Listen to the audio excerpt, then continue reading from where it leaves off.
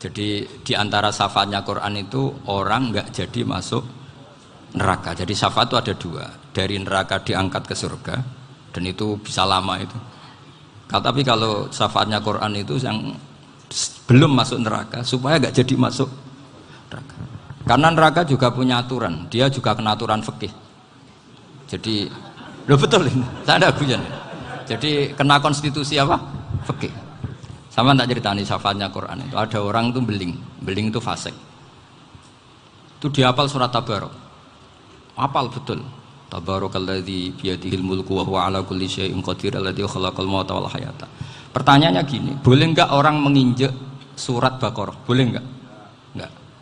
Padahal orang hafal Quran itu artinya ayat itu ada di hatinya. Fa inna wa ta'ala la yu'adzibu qalban wa al-Qur'ana. Allah tidak akan menyiksa hati yang menyimpan Quran, yang jadi flash disknya Quran, yang jadi rekaman Quran. Singkat cerita orang ini hafal. Pas ketemu Mungkar Nakir prosedur kan, ini orang fasik mau diantemin sama Mungkar Nakir. Prosedur ya, dia kan prosedur standar.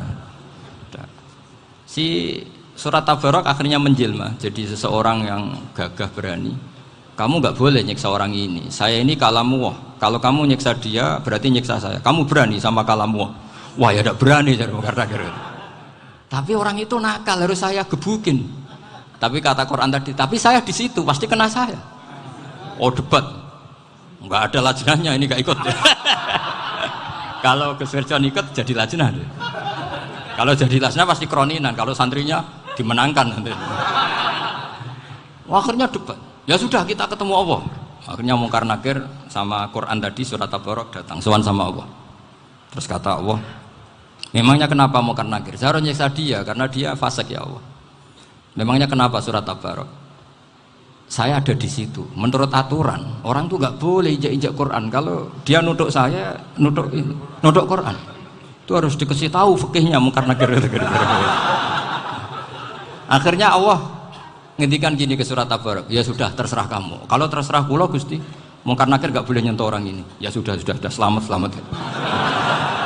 Sehingga terus itu sama baca di termasuk mukjizatnya surat Tabarok di tafsir Ibnu Katsir banyak. Karena tadi logikanya malaikat itu juga kena aturan fikih. Sehingga banyak ulama termasuk Said Muhammad ngendikan pertanyaan Mungkar Nakir itu tidak semua orang kena. Kalau semua orang kena nanti kalau tanya Nabi Muhammad, waman nabiyuka? Kacau kan jawabnya. Nabi kamu siapa? Lu saya ini nabi. Ya kan? Lah nanti kalau pas ketemu Nabi Ibrahim, waman abuka? Jadi repot kan? Makanya ada kiai yang guyon kalau ditanya merebuka, saya ini guru tauhid sembrono. Saya ini ngajar Ummul Barohin, kamu tanya merebuka.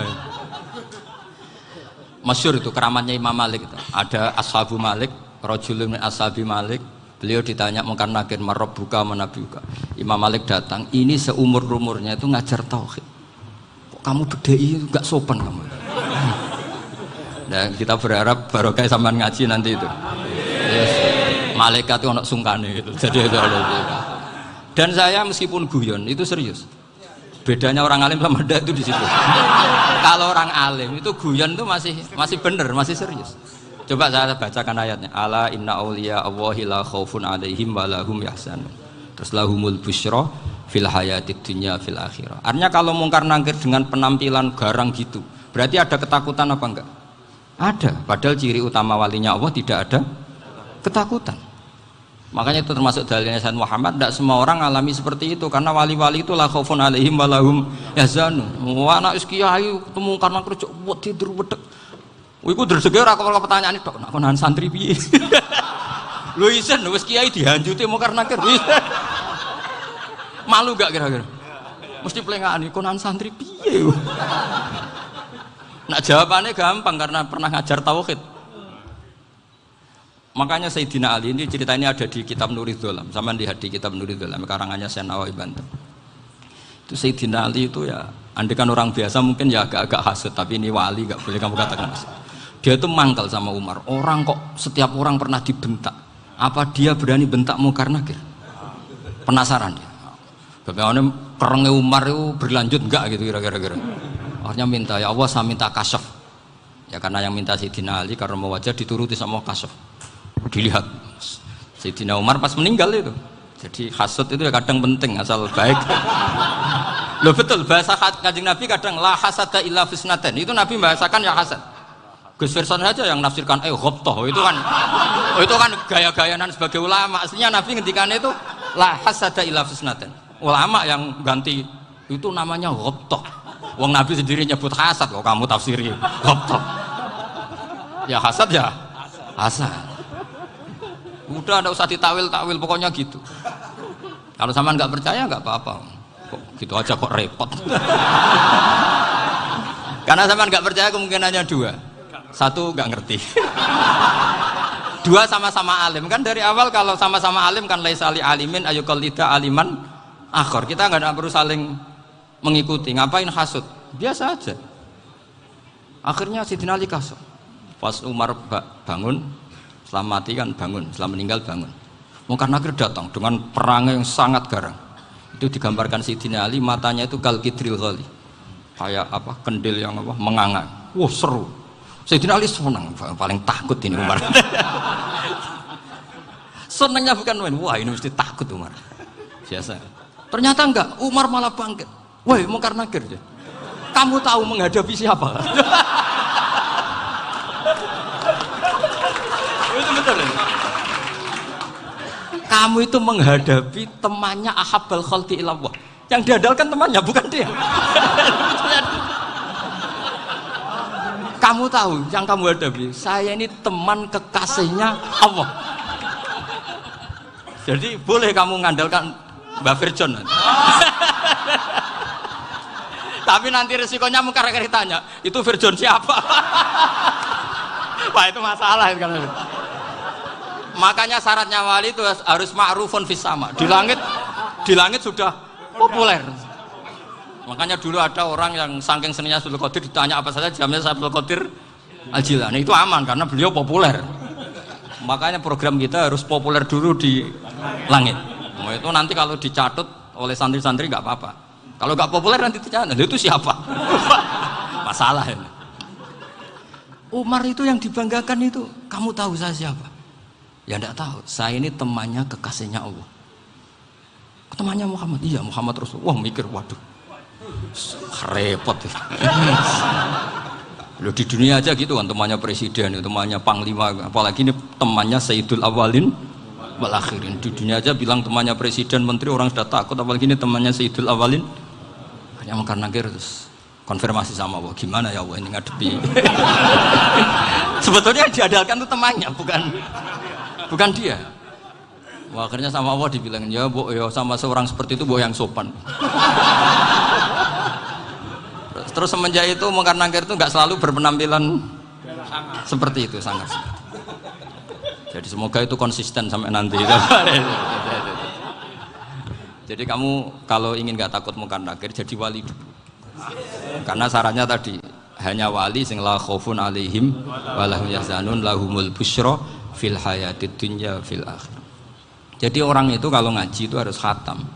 Jangan semuanya kena pertanyaan. Dan kalau semuanya kena pertanyaan nanti repot. Kalau Nabi Muhammad ditanya waman Nabi juga. Nabimu siapa? Lu kan terus jadi aneh. Jadi makanya ngendikane Sayyid Muhammad semua ulama lah, enggak ada am kecuali ditaksis. Kecuali sifatnya Allah, misalnya bikulli syai'in alim ya benar-benar bikulli syai'in.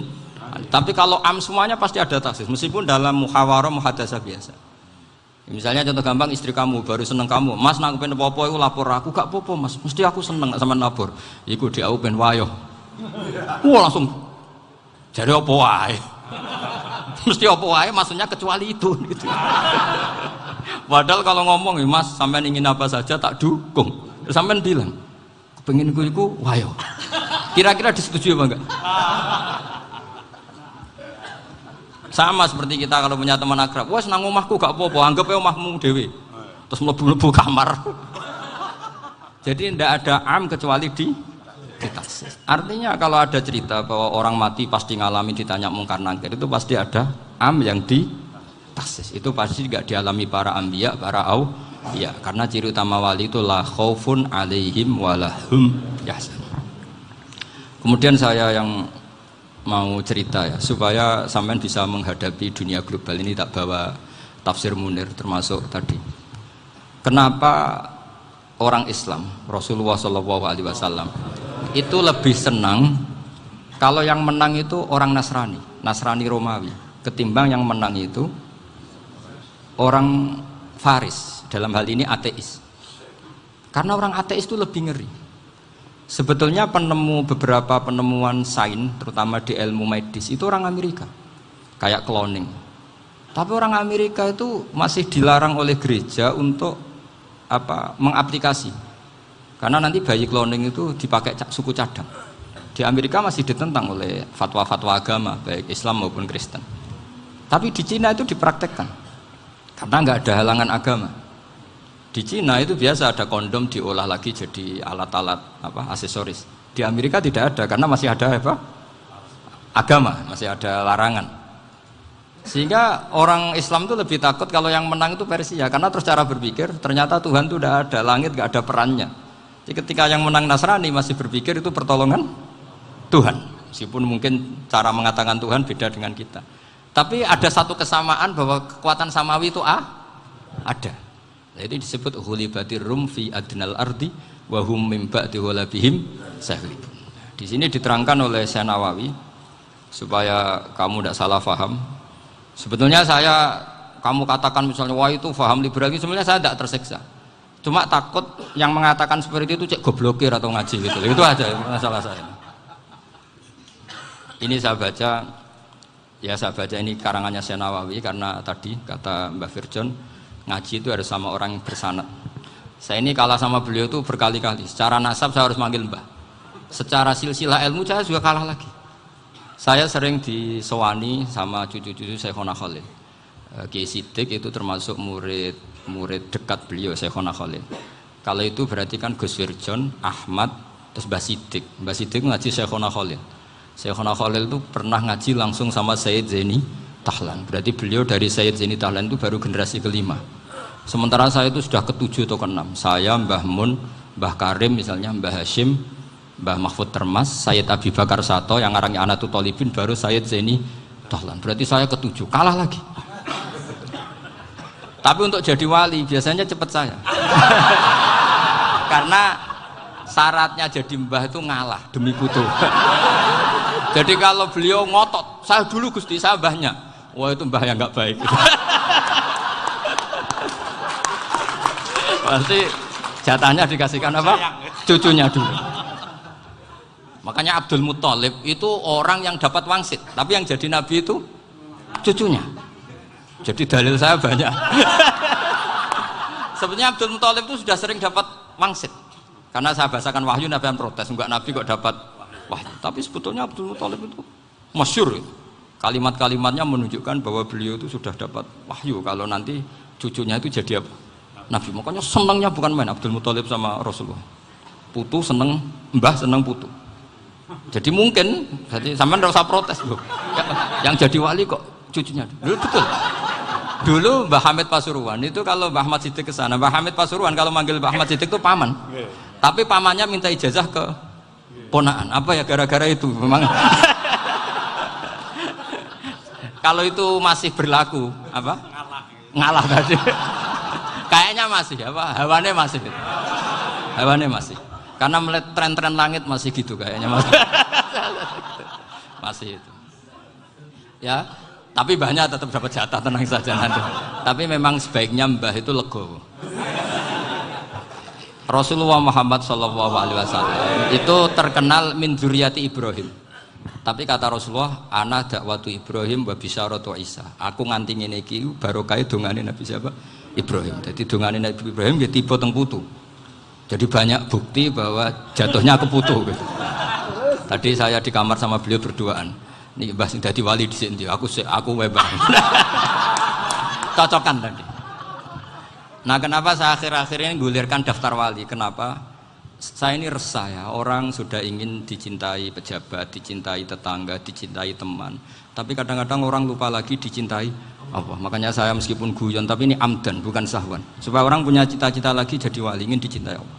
Kita ini terlalu lama ingin dicintai makhluk, dicintai makhluk. Mbok ya naik kelas sedikit lah. ingin dicintai Allah Subhanahu wa Ta'ala. Meskipun saya guyon, tapi tadi guyon saya tuh lebih serius ketimbang serius Anda. Karena tak pikir. Saya tuh kalau pergi itu seneng ngebis, bukan karena saya tidak punya mobil, tapi saya sering mau butuh itu supaya gak diganggu.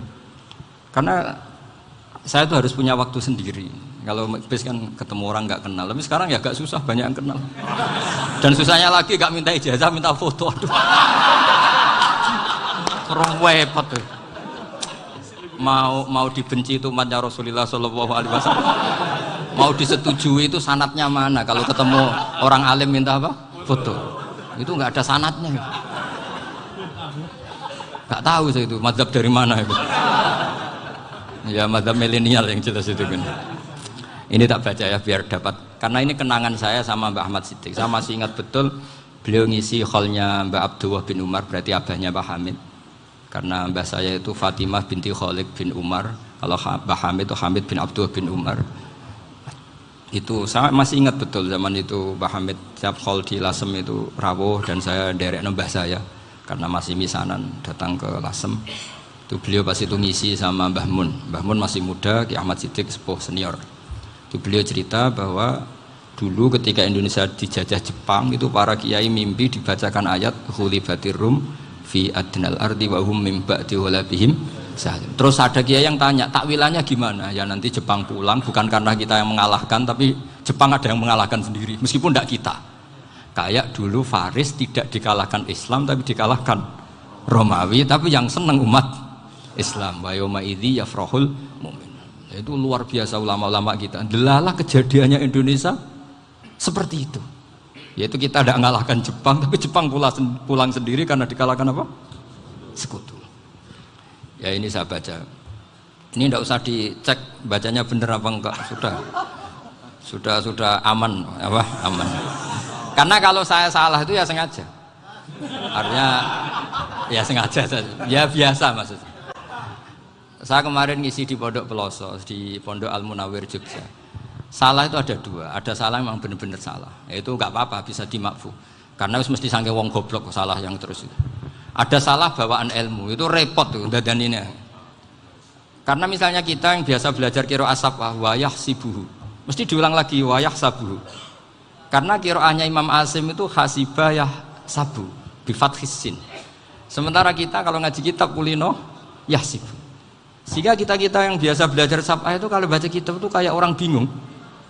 Kadang-kadang yang ngaji juga bingung. Gus Pak mau di bulan pilih. Ya tepat-tepatan. Ada yang mengatakan Gus Pak bingung, ada yang mengatakan Gus Pak alim alamah. Ya tepat-tepatan nasib tadi. Karena memang ya sabah memang seperti itu. Misalnya kufuan. Kufuan itu Imam Asim baca kufuan. Tapi beliau punya murid namanya Syu'bah. Itu kalau baca kuf'an. Makanya kita itu, ini kan khataman Quran ya, jadi saya menyinggung sedikit tentang qiraah sabah. Tadi beliau juga sudah tak kasih kitab saya Hifdzuna Liya dan Mushaf. Sama tak ajari latihan sabah, memang angel ya. Makanya yang nggak bisa itu wong pinter, sudah tahu angel ya nggak usah diteruskan kan. Orang menghindari barang angel itu pinter apa goblok? Pinter. Berarti wong goblok pinter. Saya tuh makanya sama orang goblok tuh respect. Jadi orang alim tuh angel apa gampang? Angel. Menghindari barang angel pinter apa goblok? Loh, orang menghindari barang angel pinter apa goblok? Pinter. Berarti wong goblok pinter. Jadi saya sama orang-orang goblok itu respect. Sudah tahu jadi orang alim angel ya barang angel ya harus dihindari. Makanya saya ini insya Allah umatnya Nabi yang termasuk yang terbaik. Amin. Karena mencintai umatnya Nabi termasuk yang goblok. Waduh. Itu tidak gampang itu. Karena tadi sudah tahu ya. Seperti itu loh orang naik panjat pinang itu yang naik karena ingin hadiah. Yang nonton sudah tahu wah licin kok dinaikin mau keplodok ya. Tapi orang sepakat yang nonton juga pinter karena sudah tahu ribet kok. Tukun yang pasar kena lah apa mana. Sama juga gitu. Ngalim tafsir angel, ngalim fikih angel. Ada karek ngaji ngerekam kan gampang. Itu pinter apa goblok? Pinter. Iya. Makanya kula niku mbok burohno ngono tok. Saya tadi dinasihati Mbak Firjon, muga-muga hati saya selamat. Saya itu meskipun kata orang banyak, muhibbin saya banyak, tapi saya insya Allah tidak riya. Saya itu pakai kitab namanya Tasbitul Fuad, itu karangannya Said Abdul Al-Haddad. Ketika beliau punya muhibin banyak ditanya, bagaimana ya Habib Anda menjaga hati Anda? Jamnya Said Abdul Haddad itu unik. Innama azzamu Allah. Mereka itu sebenarnya menghormati Allah. Cuma butuh sarana, dan itu saya. Jadi saya tahu sampean semua itu mencintai Quran, mencintai sunnah Rasul, mencintai hadis-hadis Rasul.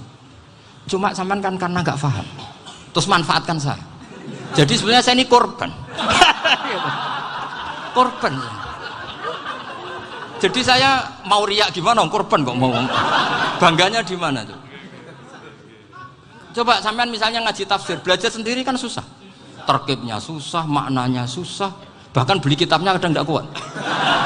Loh, untuk jadi alim tafsir itu kan harus beli kitab. Loh, saya sering belajar kitab itu jutaan. Tafsir Tobari, saya pernah beli kitab Fakhrur Razi itu berapa coba? 27 jilid. Karangannya Fakhrur, belum karangannya ulama modern, Imam Sa'rawi. Itu berapa jilid? Itu jutaan. Saya kemarin juga dihadiahi kitab Pak Quraish Shihab namanya Faidul Bari fi Syarhil Bukhari. Pak Quraish Shihab yang terkenal. Dia sering diskusi sama saya ngasih hadiah beliau ngasih hadiah saya. Oh itu harganya nggak kuat. Tidak kuat kadang di Indonesia nggak ada coba. Dan sama orang hebat menghindari kesulitan itu. Nah, kesulitan itu sebab ngaji ikut, kalau nggak paham dirukok rekamannya sudah gitu. Pinter mana sampean sama saya? Pinter sampean kan? Bikin sosis susah, beli aja kok repot kan. Nah, makanya nggak boleh orang bilang, wah aku goblok reso tafsir, aku wong pinter. Makanya nanti kalau saya ketemu Nabi tidak termasuk orang yang mentahkir orang Islam. Kafabil mari isman ayah kira akhahul muslim. Jadi cukup orang itu dosa kalau menyepelekan orang Islam, termasuk darani sampean goblok itu dosa. Caranya nggak darani goblok ya tadi di logika tadi. Alim itu angel, gendari angel itu pinter, berarti wong bodoh pinter ya sudah gitu. Tapi tetap bodoh. Tapi ini satu cara untuk saya respect gitu. Coba orang yang ngaji tafsir saya banyak, mungkin ribuan. Itu sebetulnya mencintai Quran. Karena Quran adalah kitab suci yang panduannya umat Islam. Sangat mencintai Quran. Terus kemudian mereka nggak paham. Terus mencari orang yang memahamkan. Burono lah cara Jawa ini. Terus keren saya itu di mana coba? Lah terus mereka kurang ajarnya gini, kalau paham itu ya alhamdulillah paham. Kowe nak ngaji Gus bae ngono tok. Tapi nek ora paham, ora nyalano akale. Mari Gus Ban nerangno cepet mulane gak paham. Ora kok nyalano teke sing lelet. Maksud kan masyaallah naudzubillah tenan. Sebetulnya tingkat kurang ajarnya tinggi Gus sebenarnya. Jadi kalau nggak paham itu kadang nggak nyalahno uteke. Kayak mau misalnya, mau mari mikir aja jelas. Padahal misalnya jelas ora mesti paham, bodoh. Paham? Jadi kata Said Abdul Haddad, innama azzamu Allah. Sebenarnya mereka itu sangat menghormati Allah. Makanya kita nggak perlu mengatakan wasilah itu kafir, nggak akan. Karena orang tawasul sama Rasulullah itu ingin dapat ridhonya Allah lewat orang yang dicintai Allah. Kita mencintai wali sebenarnya, wah itu kekasih Allah. Kita mencintai itu karena mencintai Allah. Sama seperti gini, kamu mencintai kangkung apa enggak? Sebenarnya sama sekali enggak. Tapi kamu ingin sehat, ada asupan gizi. Kamu ingin tubuh kamu sehat, butuh asupan gizi. Kemudian kamu makan kangkung. Apa terus kamu cinta kangkung? Kan enggak. Cinta kesehatan kamu sama. Orang yang mencintai saya sebenarnya ingin kepuasan rohani. Saya kan termasuk kiai yang torekonya gampang. Ini swarga, kan akhirnya penggemarnya banyak. Coba kalau kamu ini neraka. Jadi sebetulnya Anda mencintai kepuasan Anda sendiri. Nah, saya ini korban. Makanya untuk masuk surga cepat saya, korban itu cepat. Da'watul mazlum la turaddu kan gitu. Laisa bainahu wa bainallah hijab. Jadi saya kalau dongo langsung seret langit. Karena mazlum. Saya sinau tafsir itu Pak, sampean bayangkan ada tafsir itu sudah 27 jilid. Sekarang Fakhrur Razi itu bulatnya bukan main. Karena dia ahli filsafat. Bulatnya Masya Allah. Sudah gitu sinau Jalalain kadang dikomen oleh Sawi. Sudah kita percaya Jalalain boleh dibully Sawi. Percaya Sawi dikandani, oh iku Maliki rasa ribet. Sudah gitu sinau Qurtubi, sinau tafsir Tobari itu susahnya. Belinya susah, belajarnya susah. Padahal saya punya keluarga, punya istri, punya anak. Bayangkan kalau istri saya rewel kayak istri sampai. Wah itu, tapi alhamdulillah enggak. Sama sekali enggak. Allah sudah milihkan, wah ini bahaya kalau punya istri rewel. Imam Sibawai itu kitabnya banyak, tapi yang terbukukan hanya kitab Sibawai.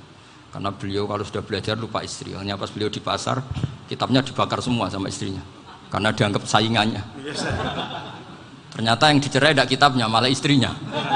Itu Imam siapa? Sibawai. Tapi alhamdulillah kitab saya nggak terbakar, aman. Saya teruskan ya. Jadi untuk menjaga riya dilatih innama azzamu Allah. Sebenarnya mereka itu menghormati Allah. Sehingga wasail-wasail itu sebenarnya nggak pernah jadi subjek pelaku utama, enggak. Tetap Allah. Sebab itu kata Sayyid Muhammad, kamu kok mengatakan wasilah itu kafir itu gimana?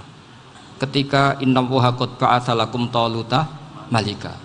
Talut itu ya manusia. PD-nya itu apa?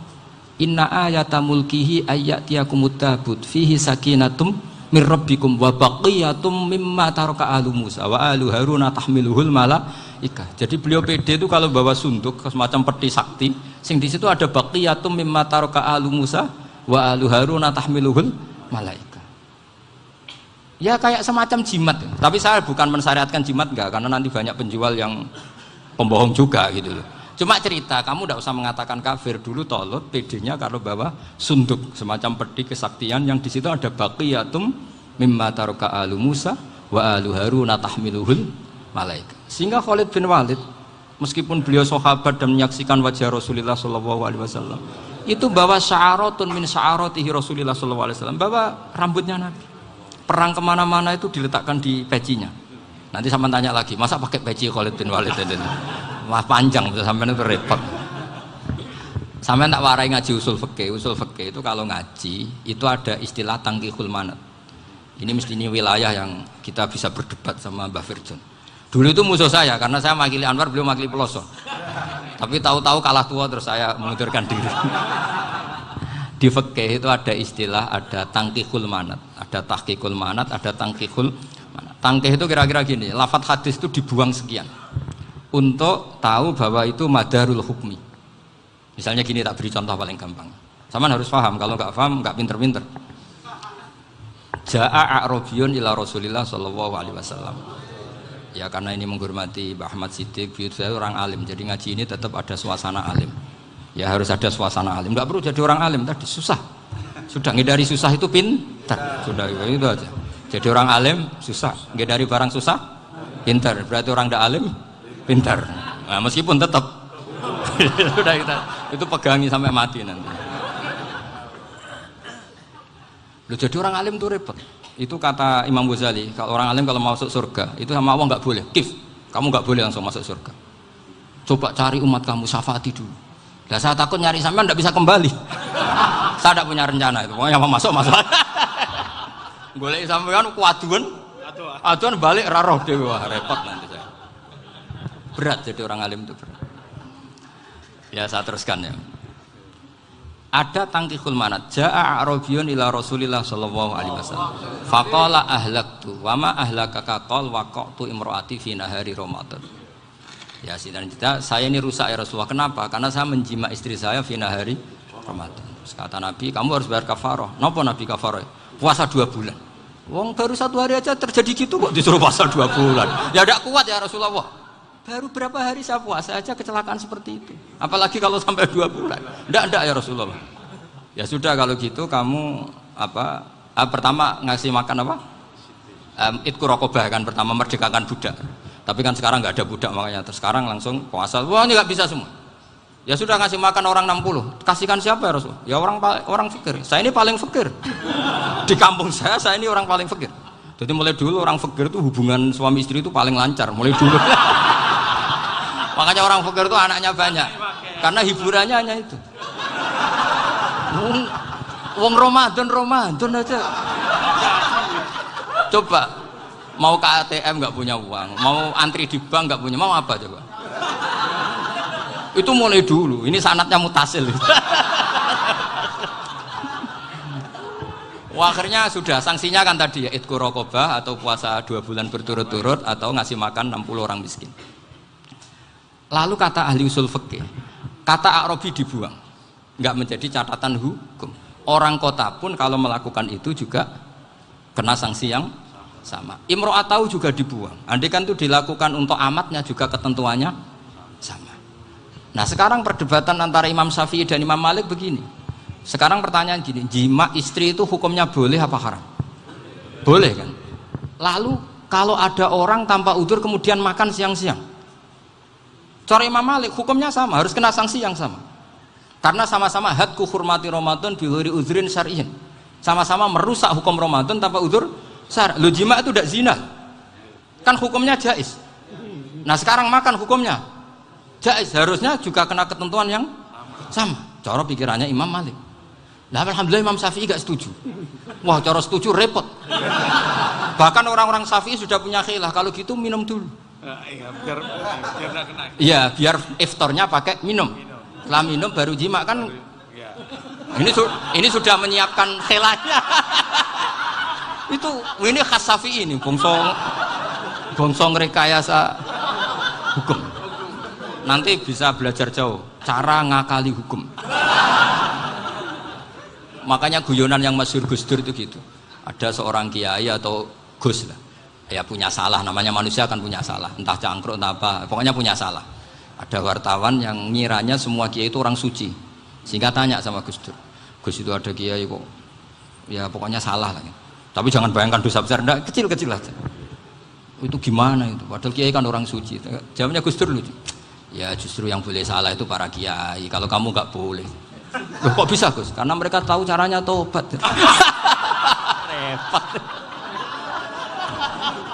Kalau kamu nggak tahu caranya.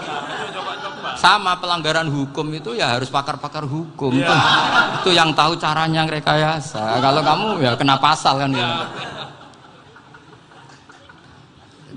Jadi kamu jangan niru saya ini punya sekian cara untuk kembali. Nah, itu namanya khilaf. Makanya kata Sayyid Muhammad, kamu tidak usah anti khilaf.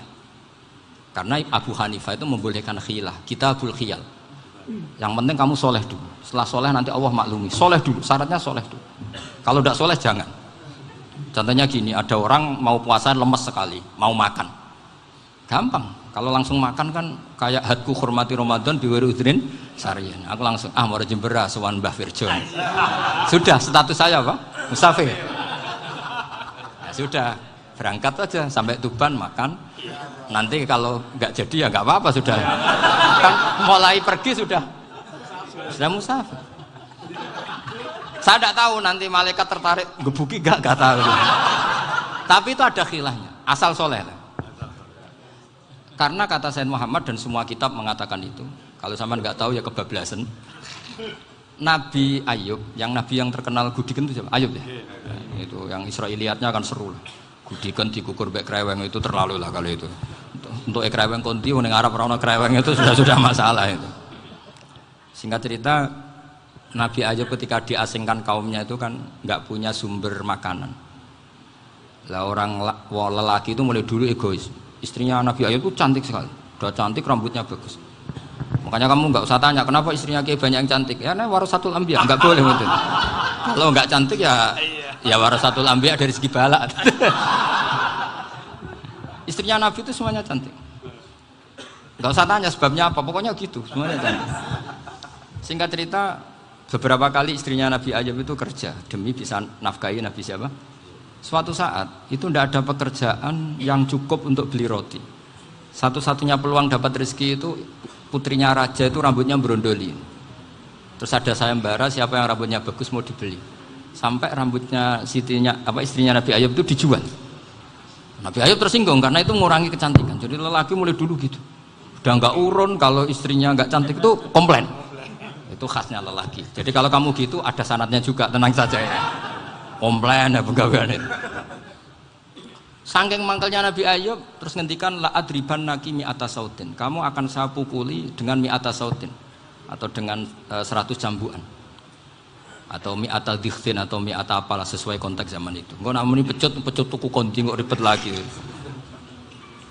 Singkat cerita akhirnya ketahuan bahwa istrinya menjual itu demi Nabi Ayub. Allah nggak ridho kalau kekasihnya yaitu istrinya Nabi Ayub wis perjuangan kayak gitu malah kena hukuman. Tapi Allah juga nggak ingin kekasihnya yang bernama Ayub melanggar sumpah. Padahal beliau sudah sumpah, wallahi demi Allah nanti tak pukul dengan 100 kali. 100 kali dengan lidi lah misalnya, contoh yang gampang tuh lidi. Akhirnya sama Allah dikasih satu solusi. Wa khud biyadika dikhtan fadrib bihi wala tahnas. Ya sudah, lidi itu ikat jumlahnya 100. Terus pukul sekali saja. Anggap saja sudah 100. Iku pangeran sing wari ngakali ngono iku pangeran. Tapi syaratnya soleh. Syaratnya soleh. Jadi kalau kamu anti khilaf berarti anti ajarannya Allah di ayat itu. Wa khud biyadika dikhtan fadrib bihi wala tahnas. Itu dulu ada, ini cerita di Ithaf, ini cerita terakhir, ini sudah, sama jangan nama sudah. Terus pengumuman tadi, yang nggak pernah sepuh ngutang saya itu haram tadi. Karena tadi saya punya kewajiban di rumah yang bisa menggugurkan ya kewajiban yang lebih besar. Lebih besar itu ya tadi, bisa pernah guru, pernah sepuh, yang jelas nggak umur. Umur sampean menangkap itu, tua-tua serepot itu. Ada raja itu ganteng kaya, senengannya nikah perawan cantik. Oh, itu semua kampung mesti kenal. Mungkin digilir atau gimana pokoknya. Suatu saat ada pemuda suka sama perempuan yang di kampungnya, cantik sekali. Kemudian pemuda ini ternyata pekerja di kerajaan itu. Tiap hari ditanya, wah itu yang di kamu yang cantik siapa? Mau saya nikahin gini. Wah bahaya ini, saingannya raja. Jadi yang dibidik pemuda tadi itu saingannya. Si raja ini orang yang namanya raja kan gengsinya tinggi. Kaifatan kihuha wa qad ra'aitu qad qabbalaha rajulun. Kok mbok nikah piye? Saya tuh pernah melihat dicium lelaki. Wah, gak mau. Gak gelem kadung ditambung lan waqat qabbalaha rajulun. Saya pernah melihat sendiri qabbalaha rajulun, dicium oleh lelaki. Wah, sudah gak minat raja langsung gak keren. Suatu saat pemuda tadi nikahi perempuan itu. Rajanya marah-marah. Kamu lelaki gak punya harga diri gini. Gak punya selera, gak punya harga diri, sudah pernah dicium orang kok tetap dinikah. Bilang ke raja, ta'rif manir rajul, lelaki itu siapa? Abuha. Kamu tahu lelaki itu siapa? Sopo? Abuha. Bapaknya. Saya kan hanya bilang rajulun. Pernah dicium lelaki. Lah pikirannya raja itu lelaki kue-kue ngene iki. Tapi butuhe canom mau raja ben gak sida itu aja tuh. Baru kayak digulirkan gitu waqat qabbalah rajulun. Wah nggak mau. Setelah itu suatu saat pegawainya tadi nikahi perempuan. Kamu nggak punya harga diri gini. Kamu tahu mandir rajul apa abuha. Wah nak ngono aku gak apa-apa. Lah monggo sakniki wis bojo kula. Ora trimo wis diambung wis macam-macam. Lah itu namanya khilah. Apa? Khilah. Kalau di Balawa disebut tauriyah atau apalah. Tapi saya tidak ngajari sampean seperti itu. Sudah pinter sebelum saya ajarin. Bangsa ngakali kan sudah pinter. Ya ini terakhir tak baca Arabnya saja nanti. Bismillahirrahmanirrahim. Biar dapat barokahnya Syekh Nawawi juga barokahnya guru-guru.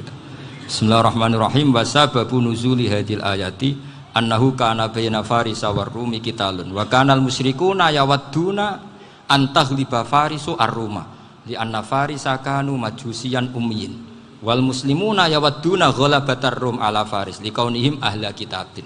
Jadi zaman dulu orang Islam lebih senang kalau yang menang itu orang Nasrani. Kalau bandingannya ateis, karena bagaimanapun percaya kekuatan langit. Sementara orang ateis sama sekali tidak percaya kekuatan. Apapun bedanya kita dengan Nasrani itu ada kesamaan, yaitu percaya adanya kekuatan langit. Sehingga ketika orang Romawi kalah itu orang Islam ikut susah. Paham ya? Makanya ini tak baca biar sampean enggak macam-macam pikirannya. Fab'atha Kisra saat terusnya, ya pokoknya seperti itu. Akhirnya Rasulullah SAW berdoa lebih senang yang menang itu Rom karena ahli kitab. Artinya apa? Kemenangan ahli kitab adalah kemenangan makhluk atau hamba Allah yang mentautkan kekuatan kita di bumi dengan kekuatan langit. Makanya saya berharap selain kita ikhtiar medis, kita harus memperbanyak istighfar. Bagaimanapun semua itu dari Allah Subhanahu wa Ta'ala. Kita menghormati negara dengan ikhtiarnya, tapi saya mohon sekali kita juga istighfar, karena semua itu juga ditentukan oleh Allah, oleh langit. Ya, saya kira demikian. Assalamualaikum warahmatullahi wabarakatuh.